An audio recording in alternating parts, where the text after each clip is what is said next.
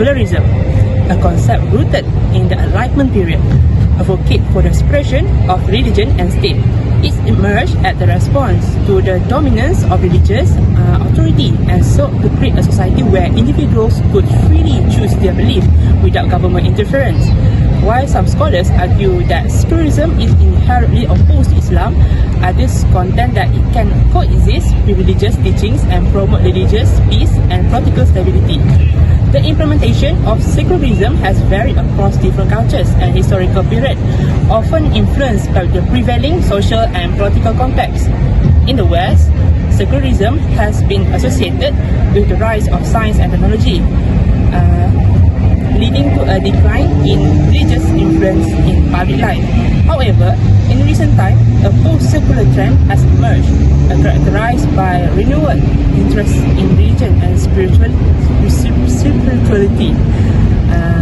This trend suggests that religion can adapt to modernity and coexist with secular values, but secularism still eroding the basis of identity and religious belief. Okay, my part is the concept of secularism. The term refers of separating religion from the state affair that emphasize human reasoning over divine authority. Okay, the second point is historical development. During the Renaissance, skepticism about church authority emerged due to corruption, such as indulgence. That means everyone commits sin can pay their sin with money. Okay. Thinker influenced by humanism advocate for critical thinking and secular approach to governance and knowledge. Third is founder of secular thought. Thomas Hobbes and Voltaire is the most prominent thinker. They was argue and critique about the religion state that too fanatic. Okay, the book that published was such as Leviathan and Candide. Lastly is the impact of Renaissance and Enlightenment. This movement challenged religion's orthodox and absolute monarchy, leading to long-term advance in intellectual freedom, civil rights, and secular governance in Western society. Assalamualaikum warahmatullahi wabarakatuh. So I am Muhammad Arief Farhan bin Muhammad Sabri. So for my part, I will explain about characteristic and principle of secularism. So something that can be observed towards an individual belief system is called a characteristic, where the principle of characteristic meaning that there's something that a guidance or a principle that define what other beliefs stand for, that aim to teach the people about that. So first we jump to characteristic. The characteristic of secularism is separation between church and state, which means that it promotes distinct division between state, operational, and religious establishment. Another characteristic is freedom in religion, which means secularism ensures that people can choose their religion without fear of retaliation. Now let's take a look for a principle of secularism. So that principle is government should function independently without religious interest. A good example is Turkey under the Atatürk command, which is he believed that religion should not dictate social, political, or economic rules. The way Kemal Atatürk implemented secularism for Turkey is through various reforms, such as abolishing the Ministry of Sharia court, and religious schools. And religious schools become a central tenet of Turkey at that time. In summary, secularism emphasizes the separation of church and state, religious freedom, and governance free from religions. So that's all from me. Thank you. Assalamualaikum warahmatullahi wabarakatuh. My name is Muhammad Farhan bin Muhammad Rohairil. I'm from UNGS 1301 Section 4. I'm here to talk about the summarization of the impact of ideology to people. Secularism itself promotes fairness, peace, and freedom across diverse community and groups. So for example, to conclude everything, number one is religious freedom, and then we have equal treatment, reduce discrimination, focus on common value, limits religious influence in government as well as encourage personal choice. And all of this leads to fairness and peace and freedom towards everyone. So we can conclude towards friends itself, where friends puts a ban on any religious items towards children or any community workers as well as teachers to wear around a school. So it provides a neutral religious, so there will be no other religion. That means in school there will be a neutral religions feelings towards everyone, which provide peace and freedom. So where it's also circulated around secularism itself. Assalamualaikum. I am Irsyad Fahmi bin Miswan, and I will talk about friend and shortcoming about secularism.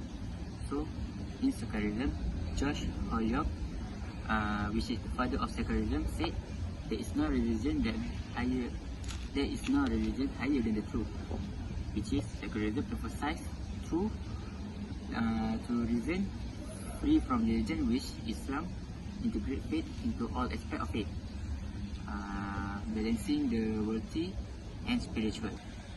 The first strength of secularism is it is focused on free inquiry and rationality. Holyoke believed reason helps us seek truth and justice, which align with Islam, emphasize on understanding the world through intellect. However, secularism has its shortcoming, which is it is neglect spiritual needs, focusing mainly on material progress. Islam, on the other hand, balances worldly and spiritual goals as stated in the Quran, but seek through what Allah has given you, the home of the hereafter, and do not forget your share of the world. Quran chapter 28 ayat 77. In summary, secularism emphasizes on reason and societal progress, offers valuable insight, but Islamic holistic worldview uniquely integrate faith and ethic and purpose. Both perspectives provide lessons that can enrich our understanding of life. In conclusion, the concept of secularism and its potential benefits such as social harmony and individual freedom. However, we have to acknowledge that secularism is a Western concept and may not fully align with Islamic principles, which emphasize the importance of divine law and the integration of religion and human life. Islam respects individual freedom of belief, as evident by the Quran verses that emphasize the voluntary nature of faith. It's argued that while secularism prioritizes the separation of religion and state, Islam encourages a harmonious integration between the two. Human life cannot be fully understood or guided without reference to the divine revelation, as Allah's laws are considered perfect and comprehensive. Thank you. Do you think that religion should be a personal choice? Not something that's ever imposed on people? So do we. This idea is called secularism. It's the principle that the state should stay neutral on matters of religion, to ensure that no faith receives unfair privileges. In a secular society, the state is kept separate from the church, and religious viewpoints aren't given preferential treatment. Citizens are free to believe or not to believe in any faith they wish. In a diverse society like ours, where people hold many different beliefs, secularism ensures that everyone's rights and freedoms are balanced fairly. At the National Secular Society, we've been challenging religious privilege for over 150 years. During that time, we've been at the forefront of many important social reforms, such as women's equality, LGBT rights, and the abolition of blasphemy laws. But religion still enjoys significant privileges. Despite Christians now being a minority in the UK, the Church of England still holds its established status as a national church. Its bishops are granted automatic seats in the House of Lords, allowing them to vote on laws which affect us all. A third of all state-funded schools are faith schools, which are allowed to discriminate against families who don't share their religion. Acts of worship are still required by law in all schools, even non-religious ones. And rising religious fundamentalism is threatening our most basic democratic values, such as freedom of speech. A diverse society doesn't have to mean a divided one. And whatever your beliefs, secularism protects you. Join us in our stand for equality, freedom, and fairness. Assalamualaikum warahmatullahi wabarakatuh. My name is Farhan bin Rohairil, and we are from UNGS 1301 Section 4, and I'm here to interview these four gentlemen from the appointed leaders of each of their countries, which is Malaysia, Turkey, France, and South Korea. So now I'm going to let them introduce themselves towards us.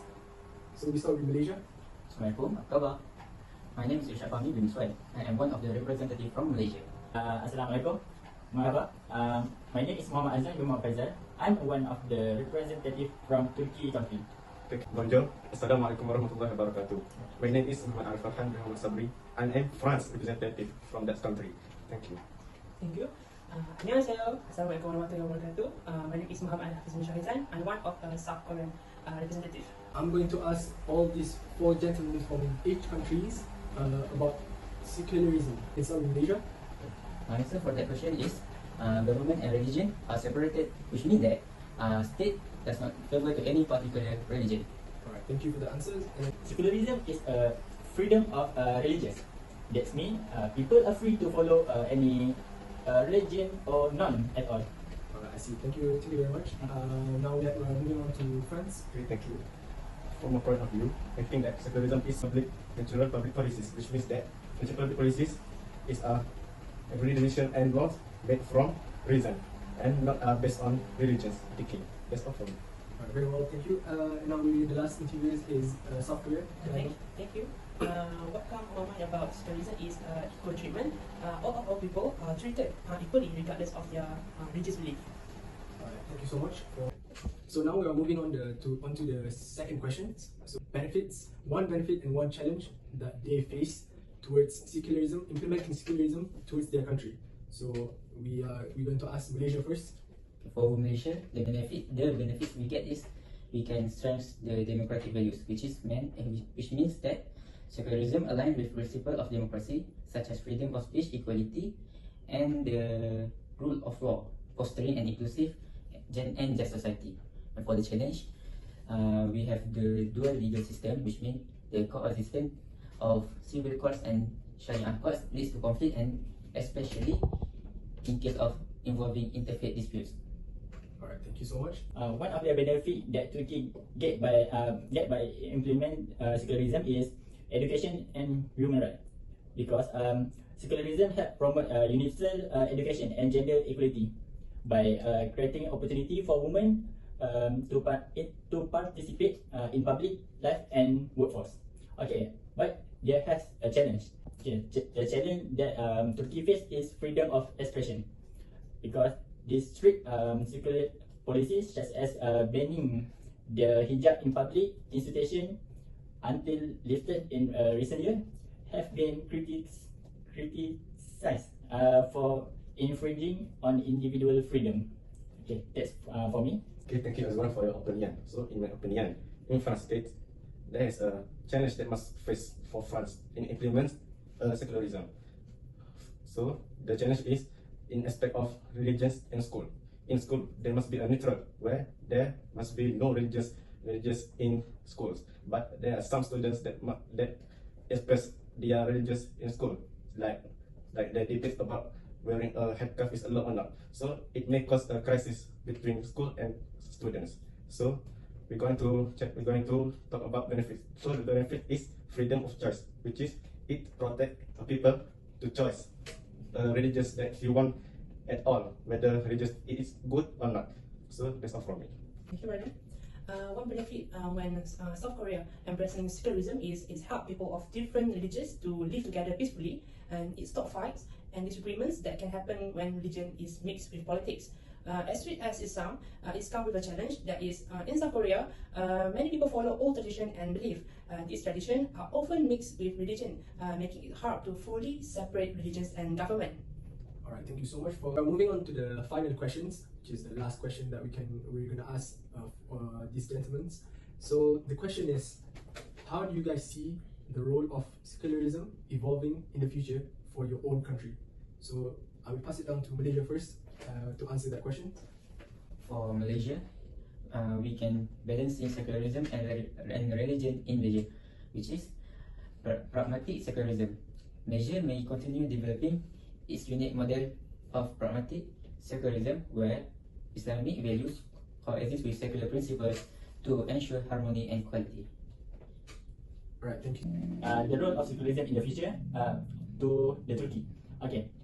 The role of secularism will continue evolving, shaped by the interplay of domestic political, society value, and global dynamic. Okay. The first, my point is rising religious conservatism. Okay. In recent decade, political shift, particularly under the leadership of the Justice and Development Party (AKP), and recent Erdogan have emphasized a more prominent role for religion in public life. This trend could lead to polarization, increased visibility of religion in public life may deepen the division between secular and conservative segment of society. Okay, that's for me. Okay, thank you, Azwan. So, for my opinion, the role of secularism in France for the future is to align between freedom and security. So, as a global security grows constantly, particularly regarding terrorism, there may be a push towards secularism to use as a tool to promote nationality security. However, this could also raise concern about the secularism to justify discrimination towards the religions, specifically for Muslim religions. So the role of secularism will require carefully navigating to protect both religious and freedom of public safety. So that's all from my opinion. Yes, thank you, brother. The role what we can see, the role of secularism to the future of South Korea is it helped to addressing rising religious diversity. As South Korea become more open to global influence, secularism can help manage religious diversity. Immigrant population and increased international exchange have brought a wider array of religious practices and belief systems to the country, so that secularism can ensure that no single religion dominates the public sphere, while allowing citizens to practice their faith freely without fear of discriminations or exclusion. This is especially important as the country become more multicultural. So overall, secularism will likely contribute to South Korea's continuous development and progress by fostering a more inclusive, tolerant, and rational society. Thank you from Malaysia, thank you Turkey, thank you France, and thank you South Korea. So the only question I have left is that do you guys have any questions or anything to say about this interview? So, sorry for interrupt. I have a question for you. So, can you conclude what is secularism from what you heard from us? Alright. Thank you. That was a very good question. Secularism is the separation of religious belief and government, so it won't be interrupted during the government's crisis or anything like that. So whatever happens is always based on reasons, and it's not always about the religions itself. So there will always be a challenge or a benefit when implementing secularism. So first thing first, what I want to talk about is the challenge. So my challenge, what I can see is that when implementing secularism, it can cause religious tension, which means that when balancing diverse religious belief, it can be very difficult, as some group may feel excluded, maybe excluded if their traditions are not given any special recognition, which means they're not celebrating or doing anything towards their culture or religion belief, and that's going to be a very tough decision to make if everything is diverse and so on. And for the benefit, it's always going to be there's always going to have benefit. So the benefit can be, for me, it's going to be equality and freedom. Everyone will be treated the same, and everyone will be treated equally, no matter what their religion is, and the people have the freedom to believe or not believe without government interference. So, like the last question I asked you guys, what will the role of secularism that will evolve towards the future? What I can say is that in the future, secularism may play an even bigger role in creating fair and inclusive societies. As the world becomes more diverse, secularism can help ensure the governments stay neutral, allowing people of all religion or no religion at all to live peacefully together. So that is my opinion, and thank you very much for everyone for interviewing. And that's it from us from That's it from us. Thank you. Assalamualaikum.